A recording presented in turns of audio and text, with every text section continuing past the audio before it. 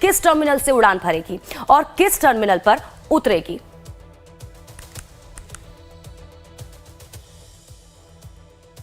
और वहीं state bank of India ने फिक्स डिपॉजिट की ब्याज दरों में 0.20% तक की कटौती की है।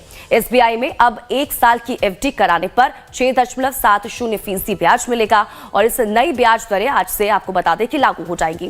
बैंक ने सामान्य ग्राहकों और वरिष्ठ नागरिकों दोनों के लिए 1 से 3 साल की अवधि वाली एफडी पर ब्याज दरों में 10 बेसिस पॉइंट्स की कटौती की है।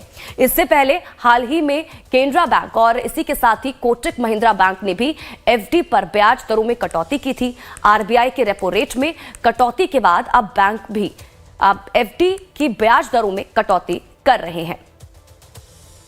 तो एसबीआई की नई ब्याज दरें किस तरह से होंगी, अब ये भी जानिए। अवधि, पुरानी दरें और नई दरें किस तरह से रहने वाली है। तो 7 से 45 दिन 3.50% और इसके अलावा 45 से 179 दिन की अगर बात करें तो 5.50%, 180 से 210 दिन की अगर बात करें तो 6.25% और 211 से 1 साल तक की अगर बात करें तो 6.50%, 1 से 2 साल तक 6.80% और 6.70%। इसके अलावा 2 से अगर 3 साल तक की अगर आप एफडी कराते हैं तो 7.00% और 6.90% ब्याज दरें होंगी।